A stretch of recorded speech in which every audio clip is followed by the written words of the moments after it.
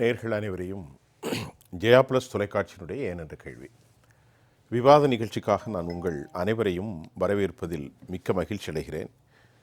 இந்நிகழ்ச்சியில் துறை சார்ந்த ஆளுமைகளுடைய எண்ண ஓட்டங்களை இன்றைய தலைப்பில் மிக விரிவாக விவாதிப்பதற்கு நாம் அமர்ந்திருக்கிற அந்த நேரத்தில் டிஎன்பிசியினுடைய அலட்சியத்தால் குரூப் 2 தேர்வுகளை ரத்து செஞ்சுருக்கிறாங்க. போட்டித் தேர்வை கூட நடத்த திறனில்லாத திமுக அரசு. இது ஒரு பக்கம் இருந்தாலும் தற்போது வெளியாகி இருக்கக்கூடிய அறிவிப்பானையில் 15/3 ஞாயிற்றுக்கிழமை பிற்பகல் தொகுதி 2A OMR பொது அறிவு பொது நுண்ணறிவு பகுத்தறிவு, அதே மாதிரி 15/3 பிற்பகல், அதே ஞாயிற்றுக்கிழமை முற்பகலும் பிற்பகலும் தொகுதி 2 செகண்ட் A தாள் பேப்பர் 1 தமிழ் மொழி தகுதி தேர்வு இதுக்கெல்லாம் நடத்தப்படுவதாகவும் 28/2 28/2 இந்த மாதம் பிப்ரவரி அனைத்து தேர்வர்களும் பதிவேற்றம் செய்யப்படும். தேர்வர்கள் வழக்கமான OTR எண்ணை பயன்படுத்தி டவுன்லோடு செய்து கொள்ளலாம் என்றும் எதிர்வரும் 22/2/2026 முற்பகல் அன்று நடைபெறவிருந்த ஒருங்கிணைந்த குடிமைப்பணி தேர்வு தொகுதி 2க்கான முதன்மை தேர்வு வழக்கம்போல் அதே தேதியில் நடக்கும் அப்படின்னு தற்போது அரசின் ஆணை நோட்டிஃபிகேஷன். சரி, ஒரு பக்கம் இருக்கட்டும், இவ்வளவு குழப்பத்திற்கு காரணம் என்ன? அதான் முக்கியம். நம்முடைய இதில் பேசுவதற்கு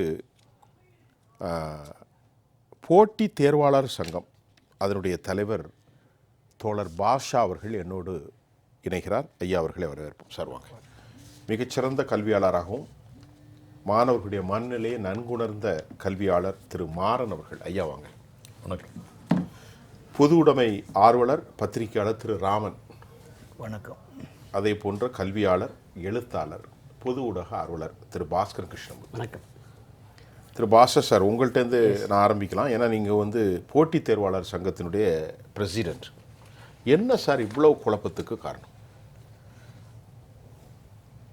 இந்த தவறானது இன்டர்நெட்டும் நடக்கலை, தொன்று நடந்துட்டு இருக்கு. இதனுடைய விஷயங்களை நாங்கள் முன்கூட்டியே பல தடவை அரசுக்கு தெரிவிச்சிருக்கோம். அதாவது 2022 இது வரைக்கும் சொல்லிட்டு தான் இருக்கிறோம். ஆனால் இது கேட்கக்கூடியதாக இல்லை. ஏன்னா மாணவர்கள் சாதாரண விஷயம் நினச்சி கடந்துட்டு போயிடுறாங்க அவங்க. ஆனால் இன்றைக்கி பெரிய போராட்டமாக வெடித்து, மாணவர் போராட்டமாக வெடித்து தெருவில் உட்காந்து போராட்டம் நடத்தக்கூடிய அளவில் இந்த விஷயம் வந்திருக்கு. கேள்வித்தாள்கள் தவறு ஒரு பக்கம் இருந்தாலும் இவங்க இப்போ பார்த்தீங்கன்னாக்கா இவங்கள்ட்ட அந்த ஹால் டிக்கெட் அவங்க கையில் வந்துருச்சு. அவங்க இருக்கக்கூடிய இடம் ஒரு இடம், அவங்களோட பேர் இருக்கக்கூடிய சென்டர் வேறு இடத்துல இருக்குது. இது அவங்க மனநிலை எப்படி இருக்குன்னு சொன்னாக்கா, அவங்க எவ்வளோ ஒரு வருஷம் 2 வருஷம் இல்லை, கிட்டத்தட்ட 5 ஆண்டுகள் இதுக்காக வேண்டி கஷ்டப்பட்டு உழைச்சி படித்தவங்க, இரவு பகல் பானாமல் உழைச்சி படித்தவங்க. அவங்களுக்கு இது மாதிரி ஒரு சூழ்நிலை வரும்போது எப்படி அவங்க தேர்வு எழுத முடியும்னு தெரியல. இது தேர்வு கேன்சல் பண்ணியிருக்காங்க, ரத்து செய்திருக்காங்க, வரவேற்கத்தக்க விஷயந்தான். இருந்தாலும் நன்றாக படித்த மாணவர்களும் இருப்பாங்க. அதில் அந்த மாணவர்களுக்கு இது பின்னடைவு தான் வரும். அந்த மாணவர்களுக்கு எங்களுக்கு ஃபோன் செஞ்சு பேசியிருக்காங்க. அவங்க சார் நாங்கள் இது நல்லா படிச்சிருக்கோமே, எங்களுக்கு என்ன தீர்வுன்னு கேட்குறாங்க. இதுக்கு எப்படி அரசு இதுக்கு பதில் சொல்ல போகுதுன்னு தெரியல. அது இப்போ நல்லா படித்தவங்களுக்கு இப்போ டேட்டை மாற்றி வச்சதுனால என்ன நஷ்டம், என்ன லாபம், என்ன பிரச்சனை? அவங்க படித்த பகுதியிலேருந்து கேள்வி வரலான்னு ஒரு எதிர்பார்ப்பில் இருப்பாங்க. சரி, லேசாக வரும் கேள்வி. நம்ம படித்து பாஸ் 5 வருஷமாக கஷ்டப்பட்டு வந்திருக்கோம், நம்ம குடும்ப சூழ்நிலை எப்படி இருக்குது, பாஸ் பண்ணிடலாம், ஒரு அதிகாரியாக போயிடலான்னு ஒரு கனவுல ஒரு எக்ஸ்பெக்டேஷன். ஆமாம். இப்போ திடீர்னு தள்ளி வைக்கக்கூடிய சமயத்தில் கேள்விகள் கொஞ்சம் கடுமையாக இருக்கலாமே அப்படின்னு ஒரு எண்ணம் இருக்கும். சிலபஸ் அதுதானே, சிலபஸை மீறி கேள்வி கேட்குறாங்க. அது எப்படி கேட்க முடியும்? கடந்த காலகட்டத்தில் எனக்கு அந்த பேட்டர்னை பற்றி தெரியல. சிலபஸுக்குள்ள வித்தின் சிலபஸில் கேட்கலாமா, வெளியே இருந்து கேட்கலாமா? தாராளமாக கேட்குறாங்க அவங்க. அதாவது கடந்த காலகட்டத்தில் நடந்த பரீட்சையில் சிலபஸுக்கு தாண்டி கேள்வி கேட்டிருக்காங்க. Out of syllabus. அப்படின்னா உங்களை மாதிரி கல்வியாளர்களை அரசுக்கு சுட்டி காட்டலாமே. சொல்லி காமிச்சோம். இந்த விஷயத்தை சுட்டி காமிச்சோம். அவங்க எந்த விதமான நடவடிக்கைகள் எடுக்கல. இது என்ன சொல்லணும், இது ஒரு போட்டித் தேர்வு, பரந்த ஒரு அறிவோடு எழுதணும் அப்படின்னு அவங்க தட்டி கழித்து விட்டுட்டாங்க. இல்லை, தட்டி கழிச்சா போட்டித் தேர்வுக்கு இந்த மாதிரி நான் என்ன கேட்குறேன், பிரின்சிபல் நாம்ஸ்ன்னு ஒன்று இருக்குது. இதுதான் அடிப்படை கூறு.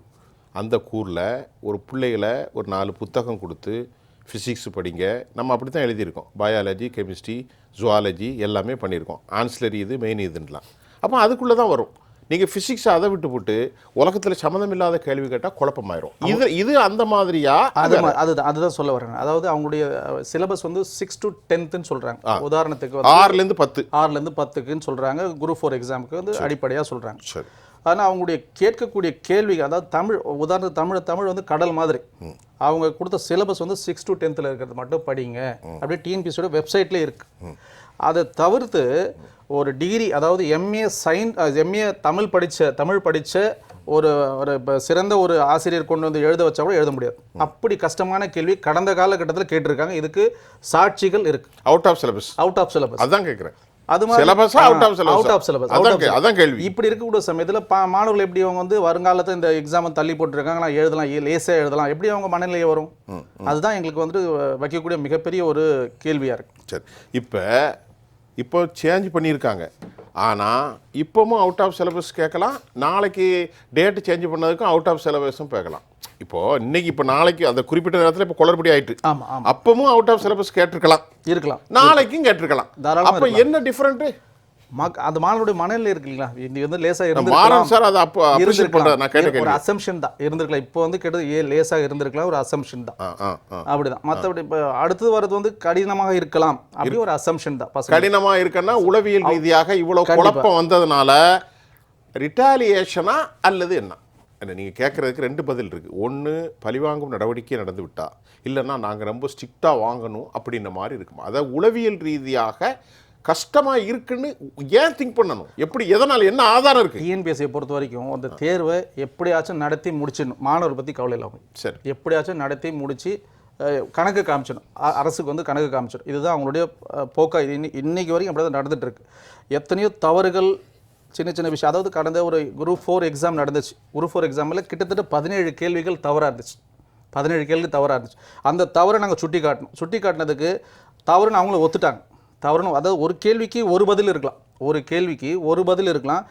2க்கு மேற்பட்ட பதில் இருக்கு. எப்படி பசங்க அதில் பாஸ் பண்ண முடியாதுல்ல?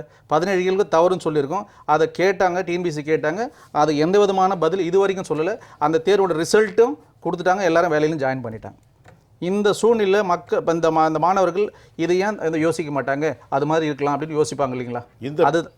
இந்த குரூப் எக்ஸாமை இப்போ தள்ளி வைக்கிறதுனால எங்களுக்கு அது மாதிரி வந்து கடினமான விஷயம் வரக்கூடாது, ஏன் அவங்க யோசிக்க முடியாது? இப்போ அந்த டயத்தில் வந்து இதே மாதிரியான தவறான கேள்விகள் வந்திருந்தால் இந்த பையன் நினச்சிப்பேன், நல்லா படித்த பையனப்பா இதில் எழுதினா பாஸ் பண்ணியிருப்பேன் அப்படின்னு ஒரு மனநிலை போகக்கூடிய சூழ்நிலை இருக்குது. ஒரு கேள்விங்க, லெட் இட் பி கிளியர், நம்ம சரி பண்ண வேண்டிய பொறுப்பு, we should have a collective duty. Yes people have been வாட்சிங். நான் என்ன கேட்குறேன்னா, இது ஆப்ஜெக்டிவ் டைப்பாக எப்படி? இது வந்துட்டு குரூப் 2A வந்து டிஸ்கிரிப்டிவ் டைப், அதாவது எழுதக்கூடிய விஷயம். அது வந்து கட்டுரை அடியில் காம்ப்ரிஹென்ஷனாக ரொம்ப அந்த மாதிரி ஒரு மாதிரி ஒரு அவங்களே வரையறை கொடுத்துருப்பாங்க, இத்தனை லைனில் எழுதணும், வரையறை கொடுத்துருப்பாங்க. ஆனால் இது ஆப்ஜெக்டிவ் இல்லை, பண்ணுறது இல்லை. அப்போ நீங்கள் கேட்ட பதிலுக்கு, நீங்கள் இப்போ சொன்னீங்க கொஞ்சம் முன்னாடி, ஒரே கேள்விக்கு 2 பதில்கள் சரியான பதில்கள் இருக்குது அப்படின்னா எப்படி சார்? இது வேல்யூவேஷன். இப்போ நீங்கள் இல்லை, நான் கேட்டதுக்கு இப்போ உதாரணத்துக்கு ஒரு பேசி சொல்கிறோம், இந்தியாவின் பொருளாதார ஜிடிபியை குறித்து எழுதுங்கள், சமகால கண்டெம்பரரி நிகழ்வுகளை குறித்து எழுதுங்கள், அல்லது கண்டெம்பரரி அரசியல் நிகழ்வுனா நான் what I got it something நான் வாசிச்சுட்டு மலமலன்னு எழுதிடுவேன். இப்போ அதை ஒடுத்து போட்டு ஒரு நிமிஷம், ஒரு கேள்வி இருக்கிறது. அதை கேட்டு தமிழ்நாட்டுடைய முதல்வர் யார்? மு.க. ஸ்டாலின். தமிழ்நாட்டுடைய முதல்வர் யார்? ஸ்டாலின், முத்துவேல் கருணாநிதி. இந்த 2 ஒரே பதில் தான். 2 ஒன்று தான். அப்போ நீங்கள் சொன்னீங்க என்னட்ட 2 பதிலும் ஒரே ஆன்சரை கொடுத்தா எப்படி இருக்கும், ஒன்று தானே எழுத முடியும்னு கேட்டீங்க. ரைட். அது எப்படி? இது வந்து நீங்கள் சொன்ன வந்து ப்ரிலிமினரி எக்ஸாம் சொல்லுவாங்க, அதாவது முதல்நிலை தேர்வுன்னு சொல்லுவாங்க. முதல்நிலை தேர்வில் வந்து நீங்கள் சொன்ன அந்த ஆப்ஜெக்டிவ் 4 கொடுத்துட்டு 1 கேட்பாங்க. அது இது மெயின் எக்ஸாம்ஸில் வந்து டிஸ்கிரிப்டிவ் டைப்னு சொல்லுவோம். எப்படி டிஸ்கிரிப்டிவ்? அது ஒரு 4 லைனில் எழுதும். ஒரு கேள்விக்கு 4 லைன், அது 2 மார்க்னு வச்சு உதாரணத்துக்கு வச்சுங்களேன். அதில் வேல்யூவேட்டர் வந்து 2 வேல்யூவேட்டர் இருப்பாங்க. இப்போ நான் ஒருத்தர் எழுதுகிறா, இப்போ இந்த எக்ஸாம் எழுதிட்டு இதை திருத்திட்டு வந்து 15 மார்க் உள்ள கேள்விக்கு அவர் 13 மார்க் போடுறாருன்னு வச்சுக்கோங்க. இப்போ இன்னொரு அது வேல்யூவேட்டர் வேற ஒரு வேல்யூவேட்டர் அவர் போகும்போது 0ன்னு போடுறார். இது நடந்த விஷயம். இது ஒரே கேள்வி தான். அப்போ இந்த வேல்யூவேட்டர் தப்பா இல்லை இந்த வேல்யூவேட்டர் தப்பா? இதுதான் மாணவர் இடத்துல பிரச்சனையாக இருக்குது. போன காலகட்டத்தில் ஒரு மாணவர் வந்து தன்னுடைய பதில் தாளை வந்து ஜெராக்ஸ் காப்பி வாங்கினார், பைசா கட்டி ஜெராக்ஸ் காப்பி வாங்கினார். அந்த பார்க்கக்கூடிய சமயத்தில் ஒரு வேல்யூவேட்டர் 13 மார்க் போட்டிருக்காரு, 2வது வேல்யூவேட்டர் போகும்போது அதில் வந்து 0 போட்டிருக்காரு. அப்போனா அந்த மாணவர் சம்மந்தப்பட்ட கன்சர்ன் ஸ்டூடெண்ட் தவறு பண்ணலைன்னா நம்ம அதை கண்டிப்பாக வி மஸ்ட் பிரிங், நம்ம அதை கண்டிப்பாக எடுத்துகிட்டு போகலாம்ல, எடுத்துகிட்டு போய் காட்டலாம்ல. கோர்ட் வரைக்கும் போயிருக்காங்க, கோர்ட் வரைக்கும் போயிருக்காங்க. அது ஆனால் ஆதாரங்கள் ஜஸ்டிஸ் நீ தான் ஆதாரம் இல்லையா? ஆதாரத்தோட போயிருக்காங்க பையன், அந்த கேள்வித்தாளோட போயிருக்காங்க. அந்த கோர்ட் என்ன சொல்லுது? கேள்வினா அது வந்து அட்டானமஸ் பாடி, டிஎன்பிஎஸ் வந்து அட்டானமஸ் பாடி, அவங்க என்ன சொல்கிறாங்களோ அதை தான் கேட்கணும். அவங்க சொல்லிடுறாங்க. அப்படி சொல்லிட்டாங்க. அப்படி சொல்லிட்டாங்க. நாங்கள் டிஎன்பிஎஸ்சி அப்ரோச் பண்ணாக்கா டிஎன்பிஎஸ்சி என்ன சொல்கிறாங்க, எங்களுக்கு இதுக்கு சம்மந்தம் இல்லைங்க, இது வந்துட்டு கொள்கை முடிவு அரசுகிட்ட தான் போகணும்னு அவங்க சொல்கிறாங்க. இப்போ அட்டானமஸ் பாடி தான் வந்து இடி, அட்டானமஸ் பாடி தான் என்னது என்ஃபோர்ஸ்மெண்ட் டைரக்டர், எல்லாமே அதில் தான் வருது. இன்கம் டேக்ஸாக இருந்தாலும் சரி, சென்ட்ரல் பியூரோ ஆஃப் இன்வெஸ்டிகேஷன்லாம். அப்போ அதை நாங்கள் கவுண்டர் பண்ணலாமே, have a right to counter. Autonomous பாண்டே நம்ம கவுண்டர் பண்ணலாம்ல. கண்டிப்பாக கவுண்டர் பண்ணிக்கிட்டு தான் இருக்காங்க. இடி திணறுது, என்ஃபோர்ஸ்மெண்ட் டைரக்டர் அப்புறம் எல்லாமே கவுண்டராங்க. அப்போ இதை எப்படி பண்ண முடியாது? இவங்கள்ட்ட எந்த விதமான பதில் இல்லை. நேரமாக வந்து எப்படி அந்த அந்த அந்த சூழ்நிலேருந்து நகர்ந்து போயிடணும், அவ்வளோதான் இவங்களோட எண்ணத்தை பொறுத்து நகர்ந்து போயிடணும். இது அரசு பக்கம் திருப்பி விட்டுடுறாங்க. அப்போ உங்களுக்கு மொத்தத்தில் நீங்கள் தமிழ்நாடு போட்டித் தேர்வாளர் சங்கத்தினுடைய all India state president. Yes. ஆனால் நியாயம் கிடைக்கவில்லை. நிச்சயமாக கிடைக்கல. அதற்காக நீங்கள் தொடர்ந்து போராடிட்டு இருக்கோம். மாணவர்களின் சார்பாக நான் போராடிட்டு இருக்கோம். கிட்டத்தட்ட இந்த கடந்த ஒரு 4 ஆண்டு காலமாக இது மாதிரி விஷயங்கள் வந்து அனைத்து அதிகாரிகிட்டும் கொண்டு போயிடும். இது வந்து முதலமைச்சர் காதுக்கு மட்டும் போல, எல்லார்கிட்டும் போயிடுச்சு. எல்லாருமே தட்டி கழிக்கிறாங்க. சம்மந்தப்பட்ட அமைச்சரையும் சந்தித்தோம், அவங்களும் இதுக்கான ஒரு தீர்வு எங்களுக்கு இது வரைக்கும் சொல்லலை. யாரு? அன்பில் இல்லை பொன்முடியா, கயல்வழி அம்மா, அவங்க இதுக்கு சம்மந்தப்பட்டவங்க தானே, சம்மந்தப்பட்ட அமைச்சர் அவங்க. இதே வந்து இந்த டிஎன்பிஎஸோட சேர்மன் ஐயாவையும் பார்த்தோம். ஆனால் முதல்ல ஒரு விவகாரம் இருக்கட்டு. இப்போ நிகழ்ச்சியை நான் ஒரு நெறியாளர் நடத்துகிறேன், எனக்கு இவ்வளோ தெரிய போய் தான் உங்களை மாதிரி கல்வியாட்ட நான் கிராஸ் கேள்வி கேட்குறேன். கண்டிப்பாக நீங்கள் பெரிய கல்வியாளர், பக்கத்தில் நண்பர் மாறன் இருக்கார், ஐயா பாஸ்கரன் கிருஷ்ணமூர்த்தி இருக்கார், ஐயா ராமன் இருக்கார். அப்போ ஒரு அமைச்சருக்கு இதை பற்றி சரியான புரிதல் இருக்கா? கயல்வெளிக்கு இந்த தேர்வை பற்றி இந்த என்னடா இது வந்து கேட்டால் அரசியல் தூக்கி போடியா அப்படின்னு போயிட்டுனா எப்படி நியாயம் கிடைக்கும்? 2 முறை இந்த மனு கொடுத்துருக்கோம். இது போன்ற தேர்வு, இது போன்ற விஷயங்களுக்கு இல்லை அவங்களுக்கு புரிதல் இருக்கா? நீங்க உட்கார்ந்துருப்பீங்களா? இல்லையே. அது ஏன் ரிசல்ட் இல்லை, எங்களுக்கு ரிசல்ட் அந்த மனு உங்க ரிசல்ட் சொல்லல. நீங்க சொன்னதை அப்சர்வ் பண்ணக்கூடிய, அண்டர்ஸ்டாண்ட் பண்ணக்கூடிய லேர்னிங் கெப்பாசிட்டியும் அதை பற்றிய தரவுகளும் அமைச்சருக்கு இருக்கா? இல்லைன்னா சொல்ல முடியும். ஏன்னா அவங்க அதை முடிஞ்சுதா? கிட்டத்தட்ட 1 வருஷம் ஆச்சு அந்த அம்மா சந்திச்சு. 1 வருஷம் கிளீன் பவுல்டு. உங்களுக்கு எங்கே நியாயம் கிடைக்கும்? 1 வருஷம் ஆயிடுச்சு, எங்களுக்கு எந்த விதமான தீர்வு கிடைக்கல இது வரைக்கும். அவங்கள்ட்ட நம்ம மனு கொடுத்தோம், ஒரு தீர்வும் கிடைக்கல எங்களுக்கு. தற்போது கல்வியாளர் திரு மாறன் அவர்கள்ட்ட நம்ம கேட்போம். ஐயா மாறன், இப்போ நீங்கள் ஒரு ப்ரொஃபஸர், ஒரு பெரிய கல்லூரியினுடைய சிறந்த ஆளுமை. இப்போ நம்முடைய பாஷா சார்கிட்ட நான் நிறைய கேள்வியை கேட்டேன், நீங்களும் பக்கத்தில் பார்த்தீங்க, சிலதை அப்ரிஷியேட் பண்ணீங்க, உங்களுடைய அந்த உளவியல் ரீதியாக நான் புரிஞ்சுக்கிட்டேன். இப்போ நான் கேட்டதுக்கு அவர் பதில் சொல்கிறார். அதில் உங்களுக்கு வித்தியாசங்கள் இருக்கலாம், மறுப்பு இருக்கலாம், அதை நீங்கள் பதிலாக சொல்லுங்கள். இல்லை, இது வந்து வித்தியாசங்களில், அதாவது வந்து மாணவர்கள் பாதிக்கப்பட்டிருக்காங்க, அது உறுதி. அந்த உறுதி அவர்களுடைய மனநலமை வந்து பாதிக்கப்பட்டிருக்குது. மாணவர்கள் மட்டும் பாதிக்கல, அவருடைய மனநலன்கள் வந்து பாதிக்கப்பட்டிருக்குது. இப்போ மனநிலை பாதிக்கப்பட்டிருக்குன்னா கண்டிப்பாக அதை வந்து நம்ம காம்பன்சேட் பண்ணவே முடியாது. அது முடியாது. ஏன்னா பிகாஸ் டைம் வேல்யூ அப்படி சொல்லுவோம் இல்லையா? அந்த டைம் வேல்யூ வந்து இன்னைக்கு இருக்கிறது வந்து இப்போ இருக்கிறது வந்து அடுத்த ஒரு 5 மினிட்ஸ் தான் இருக்குமோனா அது இருக்காது. வேல்யூஸ் டிஃப்ரெண்ட் ஆகும், பர்செப்ஷன் டிஃப்ரெண்ட் ஆகும். பட் இதை வந்து ஒரு மெக்கானிசம் வந்து அவங்க செஞ்சவங்க வந்து ஒரு சரியாக, இதை வந்து டிஎன்பிஎஸ்சி அட்டானமி பாடி அது. அப்போ அதில் வந்து யாருமே உள்ளே போக முடியாது. பட் அவங்க தான் அதுக்கு ரெஸ்பான்சிபிலிட்டிஸ். இவர் சார் சொல்கிற மாதிரி நான் மினிஸ்டரை பார்த்தா மினிஸ்டர் வந்து அட்டானமி பாடி தான் சொல்லுவாங்க அவங்க. இப்போ கோர்ட்டே வந்து என்ன சொல்லியிருக்காங்க அப்படின்னா, கோர்ட்டு நான் எனக்கு இல்லை, அட்டானமி பாடி அவங்க என்ன சொல்கிறாங்களோ அதுதான் சொல்கிறேன் அப்படி சொல்கிறாங்க. இப்போ சார் இந்த டிஸ்கிரிப்டிவ் ஆன்சர் சொல்கிறாரு பாருங்க. டிஸ்கிரிப்டிவ் ஆன்சர் வந்து இது வந்து நீங்கள் staff selection commission, civil service examination சரி, டிஎன்பிஎஸ் சரி தான். இப்போ இந்த சிலபஸ் சொன்னார் பார்த்தீங்களா இல்லையா சார், வந்து பியாண்ட் த சிலபஸ் அப்படிங்கிறாங்க இல்லையா? அதை தாண்டி இப்போ பியாண்ட் த சிலபஸ்ங்கிறாங்க. பியாண்ட் த சிலபஸ்ங்கிறது வந்து என்னென்னாக்கா, ஈவன் சிவில் சர்வீஸ் எக்ஸாமினேஷன் அப்படி தான் சார்.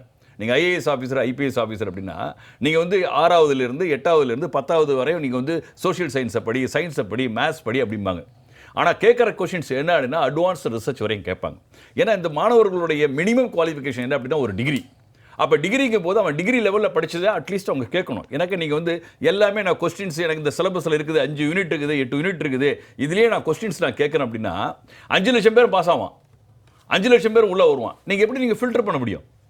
அது நம்ம பார்க்கணும். நம்ம சிலபஸ் வச்சிருக்கோம் அப்படிங்கிறது கிடையாது, ரெலவன்ஸ் இருக்கான்னு பார்க்கணும். பிசிக்ஸ்னா பிசிக்ஸ் ரெலவன்ஸ், அட்வான்ஸ் டெக்னாலஜியா இருக்கான்னு. அதாவது ரெலவன்ஸ்னா out of syllabus, out of சிலபஸா இருக்கும். ஆனா இப்போ ஒரு உதாரணத்துக்கு ஒரு மின்காந்தவியல் ஒரு சப்ஜெக்ட் இருக்கு, தமிழ்லே கேட்போம். இப்போ ஒரு டிரான்ஸ்ஃபார்மர் என்ன சொல்றது, தமிழ்ல என்ன சொல்றது, டிரான்ஸ்ஃபார்மர் அது எடை கடத்தி இருக்கு. அப்ப அது சம்பந்தமா சிலபஸ்ல இல்லாததையும் கேட்கணும். அதுதாங்க மின்காந்தவியல் வந்து நான் என்ன சொல்றேன், 5 வருஷத்துக்கு முன்னாடி மின்காந்தவியல் வந்து சிலபஸ் இருந்திருக்கும். இன்னைய டேட்ல அப்டேட்ல வந்து அந்த மின்காந்தவியல் என்னன்னு கேட்கணும். ஓ, அதுதானே கரண்ட் அஃபேர்ஸ். அது என்னன்னா இன்னைக்கு அதுக்கு வந்து இப்போ கரண்ட் நியூ வெர்ஷன் அப்டேட்ஸ் ஏதாவது இருக்கணும்ல, அதுக்கு என்னெல்லாம் பண்ணிருக்காங்க, அதெல்லாம் பண்ணிருக்காங்கல்ல, நாலேஜ் இருக்கணும்ல உங்களுக்கு. அந்த இதுக்கு அதாவது நீங்க வந்து போட்டி தேர்வுங்க ஒரு 5 லட்சம் பேர் எழுதலாம் அப்படின்னா 5 லட்சம் பேர் நீங்க வந்து சும்மா சிலபஸ் வச்சுக்கிட்டு நான் வந்து ஒரு கொஸ்டின் ஆன்சர் கொடுக்குறேன், இது அப்ஜெக்டிவ்ஸ் ரெலவன்ஸா வச்சிருக்கணும் அப்படிங்கிறது கிடையாது. தவறுகள் நடந்ததை நம்ம அப்புறம் பேசிக்கலாம். இது வந்து என்ன அப்படின்னா ரெலவன்ஸ் டு த சப்ஜெக்ட்னா அட்வான்ஸ் இருக்கும், கண்டிப்பாக இருக்கும். எனி எக்ஸாமினேஷன் இருக்கும். சாதாரண ஒரு பேங்க் எக்ஸாம் நம்ம எழுதும்போது நீங்கள் பார்த்தோம்னாக்கா ப்ரொஃபஷனல் ஆஃபீஸர் எக்ஸாம் எழுதும் அட்வான்ஸ் இருக்கும். உங்களுக்கு அட்வான்ஸ் இல்லாமல் இருக்கிறதுக்கும் இல்லை, மேத்தமெட்டிக்கலாக இருக்கலாம், நியூமரிக்கலாக இருக்கலாம், ஆப்டிடியூடாக இருக்கலாம், எல்லாமே இருக்கும். அதில் வந்து நம்ம வந்து பெரிய இது நம்ம சொல்ல முடியாது. நீங்கள் சொன்னீங்க பார்த்தீங்களா இல்லையா, அதாவது ஆன்சர் வந்து ஒன்றுக்கு வந்து முக ஸ்டாலினா, ஸ்டாலின் முத்துவேல் கருணாநிதியா, 2 ஆன்சர்னா அவர் எப்படி 2 ஒன்றாகும்? அவருக்கு அஃபிஷியலாக என்ன முக ஸ்டாலினா, ஸ்டாலின் முத்துவேல் கருணாநிதியா, முக ஸ்டாலின் தான் இருக்கு. அபிஷியல் ரெக்கார்டு என்ன எம்கே ஸ்டாலின் தான் போடுறாரு. அப்ப எம்கே ஸ்டாலின் தான் கரெக்ட். அவர் சொல்லக்கூடிய அவருடைய கடமை, அவருடைய பிரஸ்டீஜியஸ், அவருடைய ட்ரெடிஷனை சொல்றாரு. அது அபிஷியல் கிடையாது. அபிஷியல் கிடையாது. அபிஷியல்ங்கிறது எம்கே ஸ்டாலின் அப்படிங்கிறது அபிஷியல். அதுதான் வந்து ஒன்னு ட்விஸ்ட் பண்றாங்க. அதை வந்து நீங்க தவறுன்னு எப்படி சொல்ல முடியும்? நீங்க அதை சொல்ல முடியாது, நீங்கள் தவறு சொல்ல முடியாது. அப்போ அதில் என்ன ஆன்சர் இருக்கோ அதான் சொல்ல முடியும். அதுக்காக நம்ம கோர்ட்டுக்கு போகிறோம், கோர்ட்டுக்கு போகும்போது நம்ம முடியல அப்படின்னா அதில் வந்து நம்ம எது கோர்ட்டை என்ன சொல்லுது டைரக்ஷன்ஸ், அது ஒரு அட்டானமி பாடி அப்படிங்கிறாங்க. இப்போ நம்ம மினிஸ்டர்கிட்ட கொடுத்தாங்க அப்படின்னா மினிஸ்டர்ஸ் என்ன பண்ணுவாங்க, ஒரு டிபார்ட்மெண்ட் ஃபங்க்ஷனிங் ஆகுது, அதுக்கான பட்ஜெட் அலோகேஷன் பண்ணுவாங்க, அதை மானிட்டர் பண்ணிட்டு இருப்பாங்க.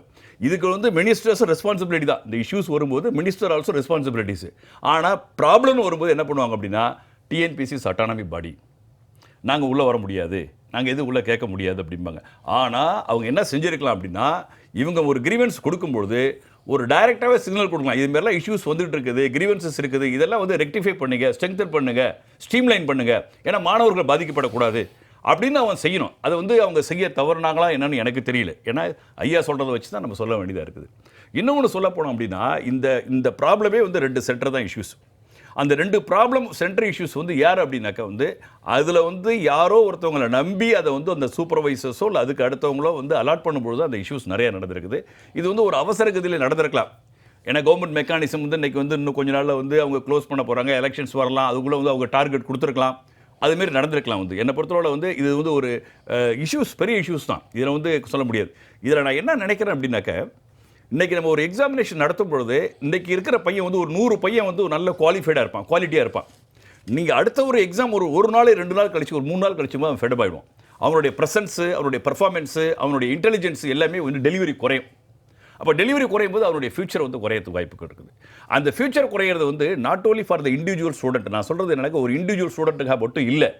அடுத்த ஒரு 30 வருடம் அந்த பையன் வந்து ஒரு குரூப் 2ல் வந்து ஒரு அப்பாயின்மெண்ட் ஆகுறாங்க அப்படின்னா கண்டிப்பாக அந்த பையன் வந்து என்னென்னா அடுத்த ஒரு 30 வருஷம் வந்து இந்த தமிழ்நாட்டினுடைய அரசனுடைய பல துறைகளில் வந்து அவர் இருக்க போகிறார். அப்போ பல துறைகளுடைய தரம் மிக முக்கியமான விஷயங்கள், அதை வந்து எடுத்துகிட்டு போகிறது மிக முக்கியமான விஷயங்கள். அப்போ ஒரு சின்ன ஒரு விஷயத்தால் நம்ம எங்கெங்கே பாதிக்கப்படுறோம் பாருங்கள். இது வந்து அந்த தனிப்பட்ட நபர் மட்டும் இல்லை, அரசு இல்லை, நம்மளுடைய ஒரு சோஷியல் டிபார்ட்மெண்ட்டாக இருக்கலாம், இல்லை எனி டிபார்ட்மெண்ட்டாக இருக்கலாம், எல்லா டிபார்ட்மெண்ட்டுக்கு ஒரு ரைட்டான பர்சன் கிடைக்கிறதுக்கான வாய்ப்பு இல்லை. கரெக்ட். இது ஒன்று. இதுக்கடுத்து ஐயா சொன்னாங்க என்னன்னாக்க காசு வாங்கிட்டு போடுறாங்க அப்படின்னு சொல்கிறாங்க. என்னை பொறுத்தவரை எனக்கு தெரிஞ்சு சொல்லுவாங்க, நான் சின்ன பிள்ளையா இருக்கும்போது சொல்லுவாங்க டிஎன்பிஎஸ்சி கவர்மெண்ட்னாக்க நீங்கள் காசு வாங்கிக்கலாம் போயிடலாம் அப்படிம்பாங்க. எனக்கு தெரிஞ்சு போன இதில் வந்து இன்றைக்கி ட்ரைனிங் முடிச்சிருக்காங்க. அதாவது வண்டலூர் அகாடமியில், போலீஸ் அகாடமியில் ட்ரைனிங் முடிச்சுட்டு நீங்கள் போஸ்டிங் போகிறாங்க எல்லாமே. அது குரூப் 2 தான் இப்போ போயிருக்காங்க எல்லாமே. எனக்கு தெரிஞ்சு 4 பேர் வந்து மெரிட்டில் தான் போயிருக்காங்க. எல்லாம் சொல்லுவாங்க எப்படின்னா இது வந்து ஒரு மாயை. எப்படின்னா யாராவது ஒரு ஆள் போய் சார் நான் எழுதியிருக்கேன், இதுமாரி வந்துட்டேன், எனக்கு ஒரு வேலை வாங்கி கொடுங்க அப்படிம்பாங்க. வேலை வாங்கி கொடுத்தா அவர் என்ன பண்ணுவார், ஒரு 5 லட்சம் பணத்தை கொடுப்பார், 10 லட்சம் பணத்தை கொடுத்து பையில் வச்சுக்குவார். அவர் லிஸ்ட்டை பார்ப்பார், லிஸ்ட்டை பார்த்து அவருக்கே தெரியாது நான் லிஸ்ட்டை பார்ப்பார், லிஸ்ட்டை பார்த்து வச்சுட்டா நான் தான் வாங்கி கொடுத்தேன் அப்படிம்பார். இவனு ஒரு பெர்செப்ஷனு. வரலன்னு வச்சுங்க, இல்லைங்க உங்களுக்கு வரலைங்க, முடியலைங்க, ட்ரை பண்ணேன், 5 லட்சத்தில் ஒரு 3 லட்சம் நீங்கள் வச்சிங்க, 2 லட்சத்தை நான் எடுத்துக்கிறேன் பாரு. இப்படி தான் ஏமாறுறது நிறைய பேர் இருக்கிறாங்க. என்னை பொறுத்தவரை வந்து நான் கண்கூட பார்த்தது டிஎன்பிஎஸ்ஸாக இருக்கலாம், நிறைய மெரிட்டோரியல் ஸ்டூடெண்ட்ஸ் போயிருக்காங்க. 1 or 2 எனக்கு தெரியல, அது ரைட், எனக்கு தெரியறது வாய்ப்பு இல்லை. ஏன்னா எல்லாருமே மெரிட் பேஸ் தான் போகிறாங்க. ஏன்னா டிஎன்பிஎஸ்சி அட்டானமஸ் பாடி, ஈவன் கவர்மெண்ட் காலேஜ் ப்ரொஃபஸர் கூட அப்படி தான் பண்ணுறாங்க. எல்லாம் வீடியோ ரெக்கார்ட் பண்ணுறாங்க, உங்களுக்கு இன்டர்வியூலேருந்து மார்க்ஸ்லேருந்து எல்லாம் வீடியோ ரெக்கார்ட் பண்ணுறாங்க. அதனால் வந்து அந்த நேரத்தில் வந்து நம்ம வந்து ஏதோ ஒன்று சொல்கிறத நம்ம சொல்ல முடியாது. அதுதான் சொல்கிறோம். இப்போ நீங்கள் ஒரு கல்வியாளர், அவர் ஒரு கல்வியாளர், நீங்கள் ஒரு நல்ல ஒரு குற்றச்சாட்டை வச்சுருக்கீங்க. அவர் ரெலவெண்ட் அப்படிங்கிறார். துறை சார்ந்த கன்சர்ன் ரெலவெண்ட்டாக அது இந்த சிலபஸ் சம்மந்தமாக. ஆனால் நீங்கள் பப்ளிக்காக வந்து சொன்னதாக காசு விளையாடுது அப்படின்னு சொன்னீங்க. Have you got any appropriate evidence? Kindly put it here.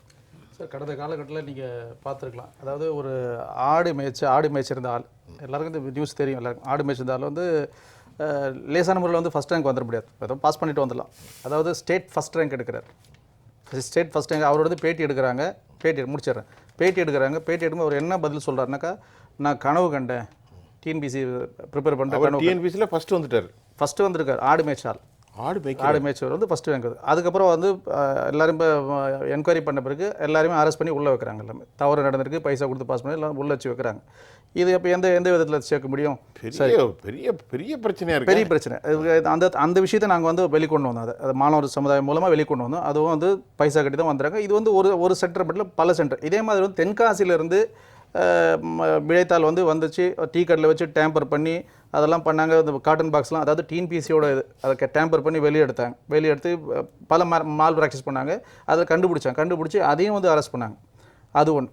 என்னோட வந்துட்டு ஒரு சாதாரண ஒரு கேள்வித்தாள், ஒரு சாதாரண ஒரு சின்ன ஒரு எக்ஸாமுக்காக கூட ஏதாச்சும் ஒரு பாதுகாப்பு இருக்கும். இது வந்து எவ்வளோ பெரிய பதவி, deputy collector, deputy superintendent of police, sub registrar, அது மாதிரி போஸ்டிங் இருக்கக்கூடிய கேள்வி, அதனுடைய விடைத்தாள் வந்து சாதாரண ஒரு பஸ்ஸில் வச்சு A4 ஷீட்டில் ஒட்டி அனுப்புகிறாங்க. A4 ஷீட்டில் ஒட்டி டிஎன்பிசின்னு எழுதி அனுப்புறாங்க. இது எந்த விதத்தில் ரொம்ப மோசமான பாதுகாப்பே இல்லாமல் போகுதுன்னா அப்போ எந்த விதத்தில் நடக்குது? பாதுகாப்பு சுத்தமாக இல்லையே. அப்போ எப்படி பசங்க நம்ம அவன் எடுத்துட்டு அதே செராக்ஸில் அதுதான் நடக்குது. இது வந்து நாங்கள் பெருசாக வந்து A4ன்ட்டே வந்து ஒரு பெரிய போராட்டம் ஹேஷ்டேக்கு போட்டோம். A4ன்னு ஒரு ஹேஷ்டேக்கு போட்டோம் நாங்கள் பெருசாக பரவச்சு. சரி, இது ஒன்று.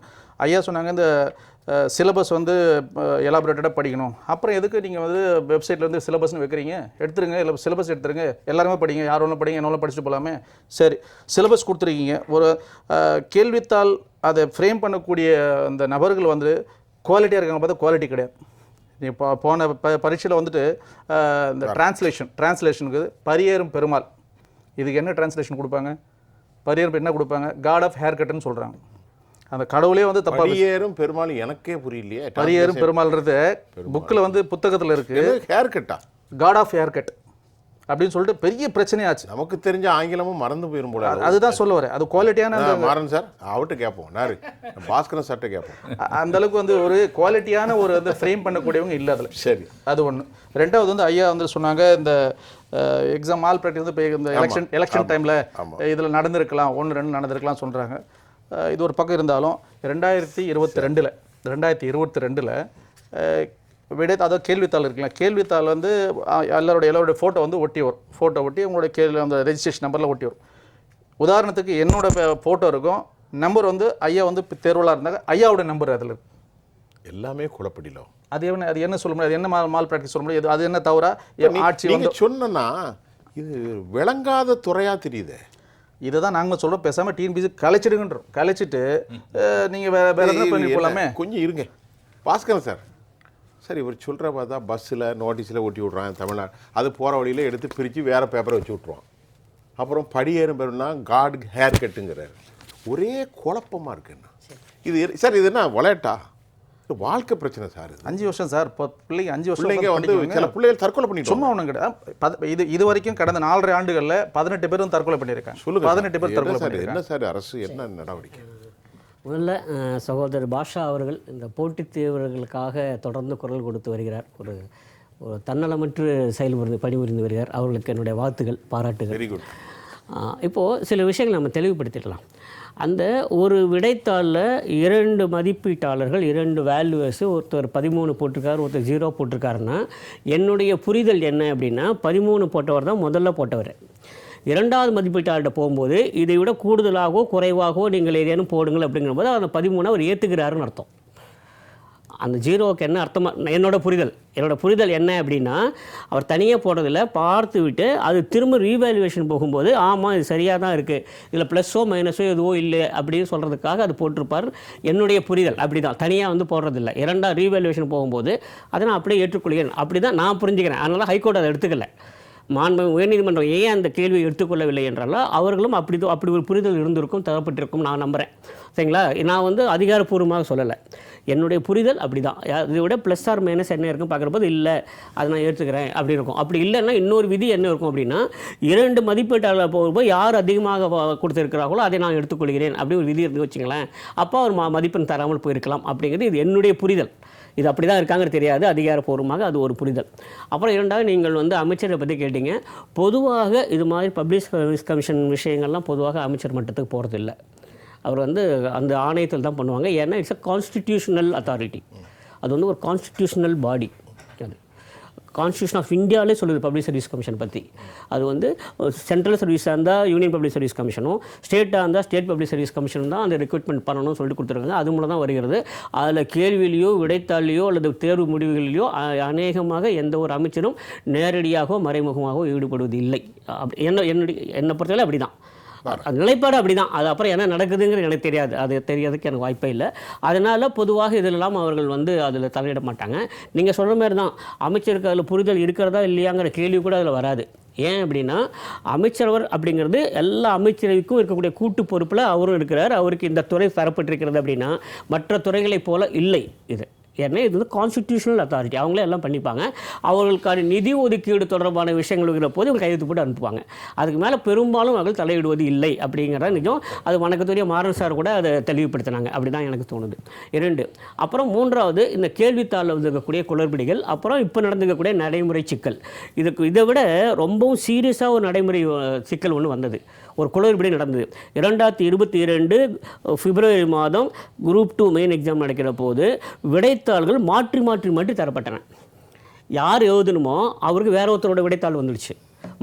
ஏன்னா அப்போ தான் முதல் முறையாக ஒரு பரீட்சார்த்த ரீதியில் ஒரு எக்ஸ்பெரிமெண்டல் பேசிஸில் என்ன பண்ணாங்கன்னா விடைத்தாலேயே அவங்களுடைய ரிஜிஸ்ட்ரேஷன் நம்பரும் போட்டிருந்தாங்க. யாரோட எக்ஸாமினேஷன் யார் எழுதுகிறாங்களோ அவங்களோட நம்பரு அதில் அந்த ஆன்சர் ஷீட்லேயே இருக்கும். ஆனால் இது வந்து அங்கே இருந்த இன்விஜிலேட்டருக்கு யாரும் சொல்லாமல் விட்டுட்டாங்க. இன்விஜிலேட்டர் சொன்னால் தானே தெரியும், அவர் பாட்டு எல்லாருக்கும் டிஸ்ட்ரிபியூட் பண்ணிட்டார், எழுத ஆரம்பிச்சிட்டாங்க.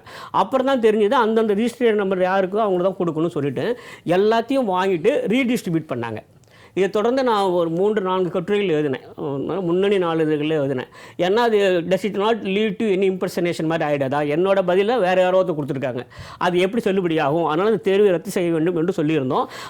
எங்கேருந்துமே அதுக்கான எந்த ஒரு தீர்வுமே கிடைக்கல. அது இதையோடு மிகவும் சீரியஸான ஒரு நடைமுறை சிக்கல். அது என்னென்னா கம்யூனிகேஷன் கேப்பு. அந்தந்த இன்விஜிலேட்டருக்கு சொல்லியிருக்கணும் முதலியே. அப்போ ரிஜிஸ்ட்ரேஷன் நம்பர் பார்த்துட்டு அந்த ரிஜிஸ்ட்ரேஷன் நம்பர் பற்றி கொடுங்க சொல்லணும். அது கொடுக்காமல் விட்டதுனால மாறி போச்சு. அது எவ்வளோ சீரியஸான லேப்ஸு. ஆனால் யாருமே அதை பற்றி பெரிதாக எடுத்துக்கொள்ளவே இல்லை. தேர்வர்கள் அதுக்கு நிறைய ஆட்சேபம்லாம் தெரிவித்தாங்க. திரு பாஷா போன்றவங்களாம் அதுக்கு தொடர்ந்து ஆட்சேபம் தெரிவித்தாங்க. ஆனால் எதுவுமே நடக்கலை, அப்படியே நடந்து போச்சு. இப்போ நடந்தது என்ன அப்படின்னா தேர்வர்கள் வந்து விட்டார்கள், தேர்வு மையத்துக்கு வந்து விட்டார்கள். ஆனால் தேர்வு மையத்தில் அவர்களுக்கு அங்கே இடம் இல்லை. அவர்களுக்காக முறையான அந்த அறிவிப்பு அங்கே போய் சென்று போய் சேரலை. அதனால் அவங்க அங்கே யார் அப்படின்னா ஒரு சென்டர் வைஷ்ணவா காலேஜ், இன்னொரு சென்டர் வேற எங்கேயும். அதுதான் அது என்ன இல்லை எல்லாமே வந்து ஒரு இப்போ வந்து அந்த எம்எஃப் வைஷ்ணவ காலேஜில் எழுதக்கூடிய மாணவர்கள் எல்லாமே வந்து அவுட் ஸ்டேஷன் பசங்க எல்லாமே வெளியூர் பிள்ளைங்க. இவனுக்கு வந்து சென்னையில் வந்து எழுதுறாங்க. அவங்களுக்கு நந்தனம் எப்படி போக தெரியும்? அந்த ஒரு அரை மணி நேரத்தில் எப்படி நந்தனம் போக முடியும்? அதை குறிப்பிட்ட டைமில் போகலாம். டைம் 9 மணிக்கு கேட் லாக், எப்படி போக முடியும்? 8:30 மணிக்கு பிரச்சனை ஆயிட்டு இருக்கு, போக வாய்ப்பே இல்லை. 8:30 மணிக்கு பிரச்சனை ஆயிட்டு இருக்கு, எப்படி பண்ண முடியாது. சரி, அப்படியே போயிட்ட விட மனநிலையை கொஞ்சம் யோசிச்சு பாருங்க. ரொம்ப பதட்டமா இருக்கும். எப்படி எழுத முடியும்? எக்ஸாம் வந்து ஒரு சென்சிட்டிவான எக்ஸாம், சாதாரண ஒரு எக்ஸாம் கிடையாது, சென்சிட்டிவான எக்ஸாம். டிப்ரெஷன் ஆயிரும். அந்த 5 வருஷத்தினுடைய உழைப்பு சுத்தமா போச்சு, சுத்தமா போச்சு. சொல்லுங்க. இப்போது இந்த தேர்வு எழுதுவதற்கு வந்து விட்டார்கள், தேர்வு நடைபெறவில்லை, அவங்களோட மன உளைச்சல், அவங்களுக்கு எப்படி மனசு இருக்கும், அடுத்து என்ன நடக்கும்லாம் கேட்டிங்க இல்லையா? அதில் மிக முக்கியமான ஒரு செய்தியை நம்ம பதிவு செய்தாகணும். ஒரு கான்ஸ்டிடியூஷனல் பாடி இந்த நேரத்துக்கு இந்த இடத்துல தேர்வு நடக்கும் சொல்லிட்டு எழுத்துப்பூர்வமாக அனுமதி சீட்டு வழங்குகிறார்கள். அந்த நேரத்துக்கு அது நடக்கவில்லை அப்படின்னு வச்சிங்களேன், அது வந்து மிகப்பெரிய குற்றம். மன உளைச்சல்லாம் விடுங்க, அதெல்லாம் தனி. நான் வந்து இப்போ திரு மாறன் சார் அவர்களுக்காக ஒரு மிகப்பெரிய குற்றம். Who will take response? அதுக்கப்புறம் வர இல்லை, அதுக்கு முன்னால் என்ன செய்தி எங்கே கேளுங்க. இப்போது வணக்கத்துக்குரிய திரு ப்ரொஃபஸர் மாறன் சார் அவங்க இருக்காங்க. அவங்க வந்து இந்த தேயில வாப்பா உனக்கு இந்த மாதிரி இந்த இடத்துல ஒரு தேர்வு நடக்குது அப்படி அவங்க சொன்னாங்கன்னா அது நடக்கும். ஏன்னா சொன்னது யாரு? மாறன் சார் சொல்லியிருக்காங்க. அதே மாதிரி இல்லை நான் சொல்ல வந்து என்னென்னா, நம்ம மன உளைச்சல்லாம் பேசிகிட்டு இருக்கோம் இல்லையா, அதை விட முக்கியமானது என்ன அப்படின்னா அதுக்கான ஒரு கிரெடிபிலிட்டி இருக்குல்ல, அந்த ஒரு நம்பகத்தன்மை இருக்குல்ல, அந்த ஒரு உறுதித்தன்மை இருக்குல்ல, கெட்டு போச்சே. இல்லை, நான் அது சொல்ல வரல. நான் சொல்ல வந்த விஷயம் என்னன்னா, இந்த மன உளைச்சல் அப்படிங்கிறதோ, அதுக்கப்புறம் இந்த கவலைங்கிறதோ, கூடுதல் சுமைங்கிறதோ அடுத்தது. என்னை பொறுத்தவரையில் எனக்கு வந்து திரு மாறன் சார் சொல்றாரு 9 மணிக்கு உனக்கு தேர்வு இருக்கு. திரு பாஷா அவர்கள் பாஷா அங்க ஒரு வலிமையான கருத்தை பதிவு செய்கிறார். நல்ல கவனிங்க. வைஷ்ணவா எங்க இருக்கு? அரும்பாக்கமா? அரும்பாக்கத்தில் பாருங்க 8:30க்கு எல்லாமே அசம்பிள் ஆயிட்டாங்க. 8:35 சொல்லப்படுது சென்டர் நந்தனம். Remaining 20 minutes. அப்ப நம்பத்தங்க எங்க இருக்கு? அரசன் நம்பத்தங்க எங்க இருக்கு? அதைத்தான் நான் சொல்ல வரேன். நம்ம வந்து நம்ம எங்க வந்து இன்னமும் ரொம்ப ஆழமா உள்ள போகணும்னா, இளைஞர்களோட மன உளைச்சல் மனக்கவலை எல்லாம் போக ஒரு அத்தாரிட்டி வந்து சொல்லுது, நீங்க இந்த இடத்துக்கு வாங்க, உங்களுக்கு எக்ஸாம் நடக்குதுன்னு நடைபெறவில்லை அப்படிங்கிறது எவ்வளவு பெரிய ஒரு என்ன சொல்லுவாங்க, குளறுபடி மட்டும் இல்லை, ஒரு மிகப்பெரிய ஒரு பின்னடைவு இல்லையா? ஆமா, அதுதான் நான் சொல்றேன். சொல்லுங்க. இந்த அரசுக்கு, இந்த விடியா திமுக அரசுக்கு போட்டித் தேர்வுனாலே அவங்களுக்கு பிடிக்காது சார். எப்படி? ரைட். நீட்டு இந்தியா முழுவதும் மத்திய அரசு கொண்டு வருது. இந்தியா முழுவதும் ரயில்வே வாரியம் தேர்வு நடத்துது. அங்கே கொண்டு சிறு பிரச்சனை வரும். ஆனால் ஒரு மத்திய அரசு இவ்வளோ பெரிய தேர்வுகளை பண்ணும்போது, இந்தியாவில் எல்லாருமே நீட்டை ஆதரிக்கும் போது, தமிழ்நாடு அரசு மட்டும் ஏன் நீட்டை ரத்து செய்யணும்னு சொல்கிறாங்கன்னா, நீட்டை ரத்து செஞ்சாதான் இவங்க நடத்தக்கூடிய மருத்துவக் கல்லூரிகளுக்கு நோட்டை எண்ண முடியும். அப்போ மருத்துவ அந்த நீட்டை தேர்வு வந்து அந்த இளைஞன் மருத்துவத்துறையாக படித்து ஒரு கட்டமைப்பு உருவாக்க வேண்டும் என்று சொல்லுகின்றார்கள். அதனால தான் தமிழ்நாடு இந்த விடிய அரசு அவருடைய தந்தையான கலைஞர் போட்ட அரசாணை எண் 354 என்பது தமிழக அரசு மருத்துவர்களுக்கு ஊதிய உயர்வான அந்த ஜிஓவை நீங்கள் நிறைவேற்றலை. இப்போ கொரோனாவில் இறந்த 15 டாக்டர்களுக்கு நீங்கள் ஜல்லி பைசா கொடுக்கல. டாக்டர் விவேகானந்தருடைய குடும்பத்தில் பிள்ளைங்களுக்கு இன்றைக்கும் நீங்கள் வேலை கொடுக்கல. அந்த வாரசுக்கு கூட நீங்கள் வேலை கொடுக்கல. அப்படி என்றால் இந்த அரசின் நோக்கம் என்ன சார்? இன்னைக்கு வந்து குரூப் எக்ஸாமில் இவ்வளோ பெரிய மோசடிக்கு காரணம் இந்த அரசு தான். இந்த அரசுடைய கையாளாக தான். கடந்த 10 ஆண்டு காலமாக நீங்கள் வந்து இப்போ ஒன்றும் இல்லை, சமீபத்தில் 2024 2025 தமிழகத்தினுடைய நகராட்சி துறையில் அண்ணா யூனிவர்சிட்டி மூலமாக 2532 பேரை சேர்வு பண்ணாங்களே இல்லையா? அன்னைக்கு டாக்டர் ராமதாஸ் அவர்கள் மட்டுமல்ல, வி.கே. சசிகலா அம்மையார், பல தலைவர்கள் என்ன சொன்னாங்க, இது டிஎன்பிஎஸ்சி மூலமாக இன்றைக்கி தேர்வு செய்யாமல் நீங்கள் இல்லீகலாக பண்ணும்போது முழுக்க கையூட்டுக்கான ஆதாரங்கள் ஆகும்னு சொன்னாங்க. இன்றைக்கி இடி வந்து 150 பேரை தேர்வு செய்து நேரு அமைச்சருடைய உறவினர் நடத்தக்கூடிய கம்பெனிகளுக்கு இந்த அப்பாயின்மெண்ட்டுக்கு ஃபிக்ஸிங் கொடுத்த ரேட் அமௌண்ட்டெல்லாம் அன்றைக்கி ஆதாரங்களை எடுத்து திரட்டி கொடுத்துருக்காங்களா இல்லையா? அந்த அடிப்படையில் பார்க்கும்போது இவர்களுக்கு இந்த தேர்வை வந்து அந்த திமுக அரசுக்கு கவலையே கிடையாது. ரெண்டாவது, ஒரு லட்சம் தமிழ்நாட்டினுடைய கிராமப்புறத்தில் ஏழை எளிய மாணவர்களுடைய கனவு இது சார். வந்து எப்படியாவது பிள்ளைக்கு வேலை கிடைக்காதான்னு ராப்பாகலா அண்டா வித்து குண்டா வித்து கிளாஸுக்கெல்லாம் போய் அவ்வளோ கஷ்டப்பட்டு படித்து நீங்கள் இவ்வளோ அல்லோல் படுத்துறீங்களே. ஒன்றும் இல்லைங்க, இந்த தேர்வு கட்டுப்படுத்துகிற அதுவில் சண்முக சுந்தரத்தை நேற்றுக்கு அவங்க மாற்றிருக்காங்க. இந்த பாருங்கள், சண்முக சுந்தரம் பண்ணியிருக்க அந்த அறிக்கையை பாருங்கள். இந்த அறிக்கையிலே பாருங்கள் எவ்வளோ குளறுபடி. இந்த அவ்வளோ ஸ்பெல்லிங் மிஸ்டேக் சார். இந்த அறிக்கையில் பாருங்கள் அவ்வளோ ஸ்பெல்லிங் மிஸ்டேக்கு. ஒரு ஐஏஎஸ் அதிகாரி தமிழ்நாட்டு மாணவருடைய வாழ்வாதாரத்துடைய பிரச்சனைகளை பாருங்கள், அவ்வளோ கோளாறு பாருங்கள். தொழில்நுட்ப அதில் இக்கு இல்லை, கோளாறுக்கு பதிலாக கோலா ரரன்னு போட்டிருக்காங்க. என்னங்க இது படிக்க புரியுமா? இந்த சரத்குமார் படத்தை தங்க பதக்கம் படத்தை கவுண்ட் பண்ணி தேத்து படின்னு சொல்லுவோம், தங்க பதக்கம் சொல்லுவோம் பாருங்க. அரசு என்ன இப்போ நீங்க வைக்கிற மாதிரி என்ன பாருங்க, தமிழ்நாடு அரசினுடைய இந்த நடவடிக்கை இந்த நிலையில் டிஎன்பிசியினுடைய தேர்வு கட்டுப்பாட்டு அலுவலர் சண்முக சுந்தரம் அவசரமாக இடமாற்றம் செய்யப்பட்டு புதிய அலுவலராக வெங்கடப்பிரியா நியமிக்கப்பட்டது. வெங்கடப்பிரியா தமிழ்நாடு மாநில தேர்தல் ஆணையத்துடைய அதிகாரியாக இருந்தவர். இப்போ இதே மத்திய அரசு இந்த தேர்வு நடத்தி ஒரு குளறுபடி நடச்சுன்னா இதுக்கு முன்னாடி மதுரை எம்பி வெங்கடேஷ் என்ன பண்ணுவார்? எவ்வளோ கொதிப்பாரு. ஓன்னு தமிழ்நாடு முதலமைச்சர் என்னென்ன அறிக்கை கொடுப்பாரு, ஐயோ நாளை முதல் மாநிலம் தழுவிய போராட்டம், அனைத்து கட்சி கூட்டம். நீங்கள் சொல்லுவீங்களா சொல்ல மாட்டீங்களா? அப்படி என்றால் சார் இந்த நிலைப்பாட்டுக்கு தலைமைச் செயலர் தான் சார் பதில் சொல்லணும். தலைமைச் செயலர் இன்னைக்கு தமிழ்நாட்டினது அரசு வந்து அங்கே உள்ள அதிகாரம் என்ன செய்யறா, எல்லாரும் ஜாதி சங்கம் சேர்ந்து நிர்வாகம் பண்ணுறாங்க. அது சமூக நீதி அல்ல. இவர்கள் செய்வது சமூக நீதி அல்ல. தங்களுடைய இந்த பதவியை வைத்து தங்களுக்கு தேவையானவர்களுக்கு எல்லா சலுகைகளையும் கொடுத்து கொண்டு முதலமைச்சர் தெரியாதா? அண்ணன் பாட்ஷா அண்ணன் சொன்னார், முதலமைச்சரை சந்திக்க முடியும். ஐயா, இந்த 5 ஆண்டு காலத்தில் தமிழகத்துடைய அரசு தொழிலாளர்கள் சங்க தலைவர்களோ அல்லது இவர்களை போன்ற யூனியன் தலைவர்களோ இதுவரை முதலமைச்சரை சந்திக்க முடியல, சந்திக்க விட மாட்டாங்க சார். அப்போ நடந்தது என்ன? அமைச்சர்கள் என்ன நினைக்கிறாங்க சார்?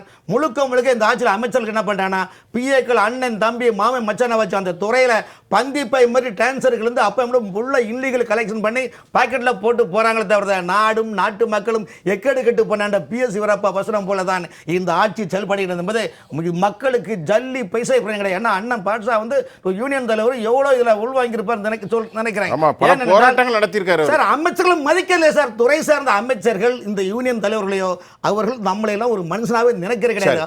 அவர்களுக்கு கல்லா எங்கு வருகின்றதோ அங்குதான் அவர்கள் எல்லாமே டீல் பண்ணுவாங்க தவிர்த்து இந்த இளைஞர்களுடைய வாழ்வாதாரம் கேள்விக்குரிய சார். இன்னைக்கு தமிழ்நாடு முழு லட்சக்கணக்கான மக்கள் சார் எழுதுறாங்க, மாணவர்களுடைய எதிர்காலம் என்ன? அப்ப கவலைப்பட்டீங்களா? உங்களுக்கு தேவை தேர்தலில் நிற்கணும், ஏமாத்தணும், கோடி கோடியா கொள்ளை அடிக்கணும், இந்த ஒற்றை இலக்கை நோக்கி இருக்கிறது வருது. தமிழ்நாட்டு மக்கள் மீது கடுகளோடு இந்த அரசுக்கு நம்பிக்கை, அவங்க எண்ணம் கிடையாது அவங்களுக்கு வந்து. மாறன் சார், இப்போ ஒரு வார்த்தையை திருப்பி சொன்னார் நம்ம பாஸ்கர கிருஷ்ணமூர்த்தி. இது ஒரு constitution body. Yes, it cannot be made mal function அல்லது mal practice or manipulation. Is it suitable sir? அதாவது கான்ஸ்டிடியூஷனல் பாடிங்கிறது வந்து இல்ல அவர் சொன்னார் கான்ஸ்டிடியூஷனல் பாடி. அவர் என்ன சொன்னதுன்னா, constitutional body the government or the secretary, they have no power to interfere in the day to day affairs அப்படினு சொன்னாரு. அதுதான் சொன்னாரு. அதுல மேனிபுலேஷன் பண்றது, மால் பிராக்டிஸ் பண்றது depends upon the committee member.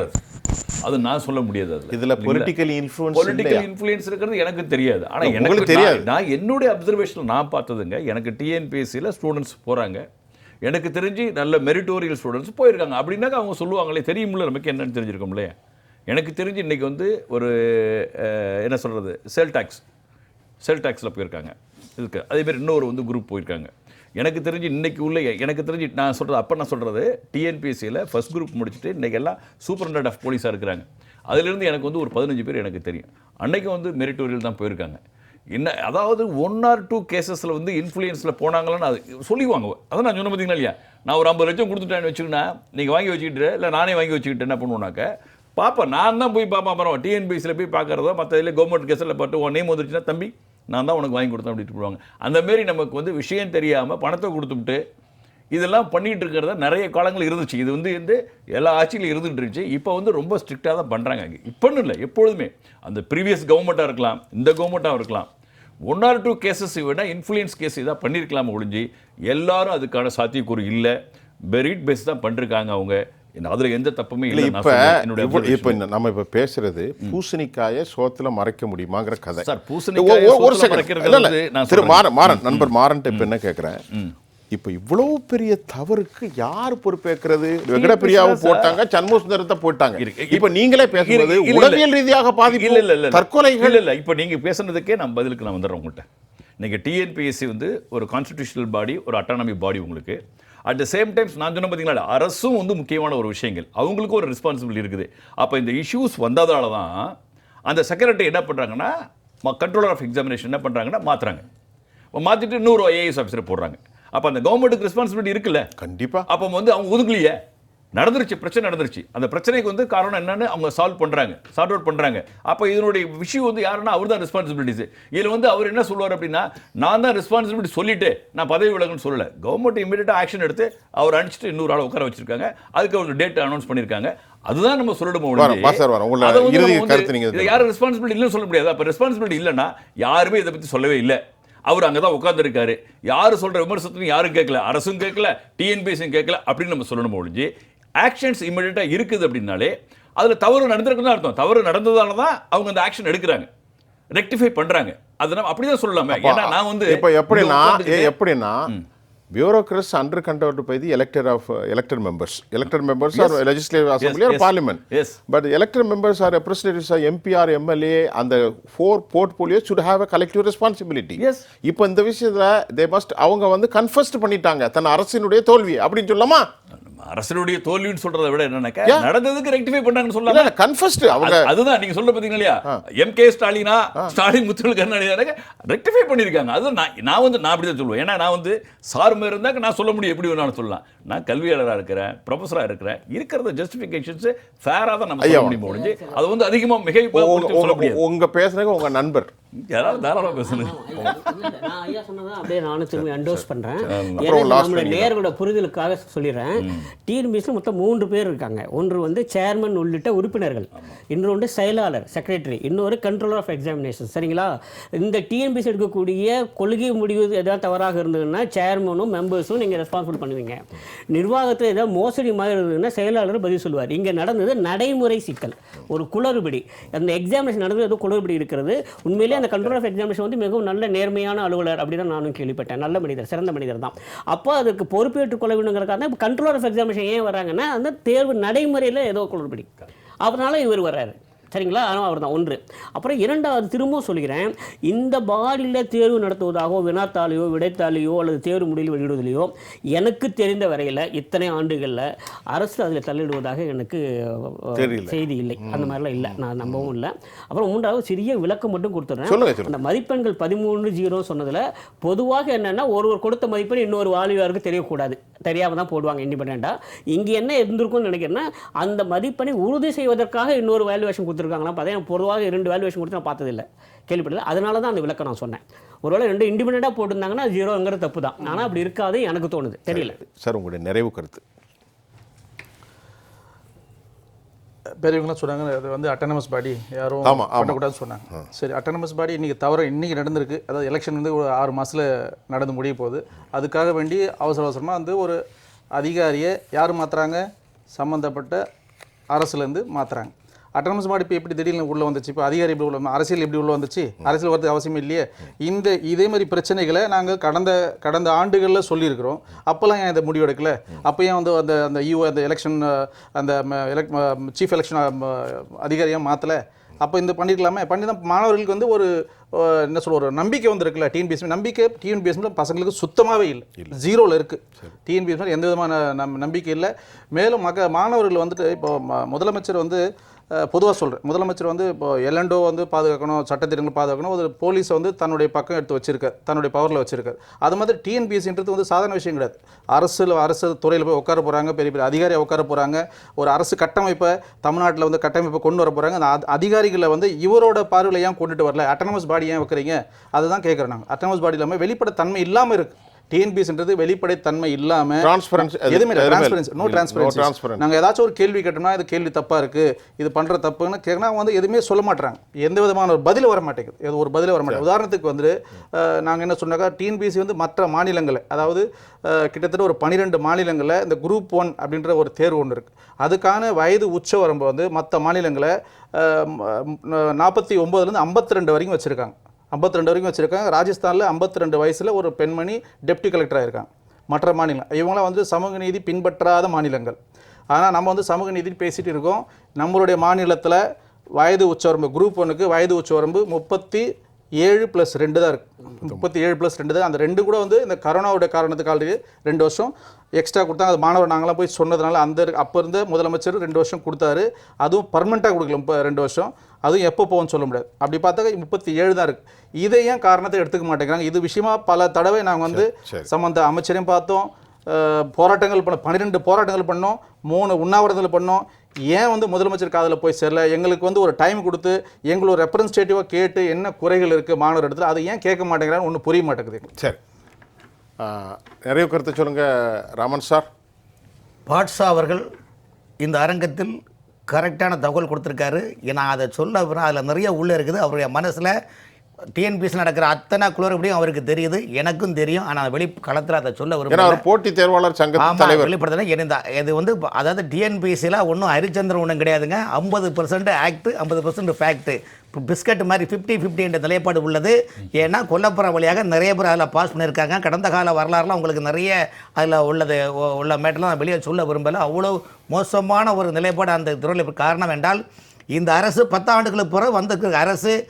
இதெல்லாம் அவங்களுக்கு கம்ப சூத்திரம் கிடையாது சார், இதெல்லாம் கைவந்த கலை. என்ன இதை வந்து நான் அந்த என்ன திருப்பதி லாக்கா பூட்டி அக்பர் சீலா போட்டு வச்சுருக்காங்க டிஎன்பிஎஸ்சி டிபார்ட்மெண்ட்டில் எல்லாமே. சார் அந்த கமிட்டியில் யாரை போடுறாங்க? அவங்க கட்சிக்காரங்களை தானே போடுறாங்க. அவங்க கட்சிக்காரங்களை ஆதரவாளர்களை போடும்போது அவங்க சொல்லி கேட்க மாட்டாங்களா? எவ்வளோ அழுத்தங்கள் கொடுக்குறாங்க சொல்லுங்கள். இன்றைக்கி தமிழ்நாடு முழுவதும் பல உயர் அதிகாரிகள் நேர்மையாக வாய்மையாக தமிழக அரசின் வாய்மையை வெல்லும் என்ற நிலைப்பாட்டிற்கு எத்தனை அதிகாரி இருந்தாலும் அவர்களால் பணிகள் செய்ய முடியல சார். காரணம் என்றால் அமைச்சர்கள் மூலமாக அழுத்தம், முதலமைச்சர் உறவினர்கள் மூலமாக அழுத்தம், இப்படி பலத்தால் அவர்களை என்ன செய்வதற்கு சொல்லுங்கள். அப்படி இருக்கின்ற நேரத்தில் இதில் நெருப்பு இல்லாமல் புகையாது. இந்த மாணவர்களுடைய வாழ்க்கை எதிர்காலத்தில் கேள்விக்குறியான நிலைப்பாடு காரணம் என்றால் முதலமைச்சர் பற்றி ஏன் அறிக்கை கொடுக்கல?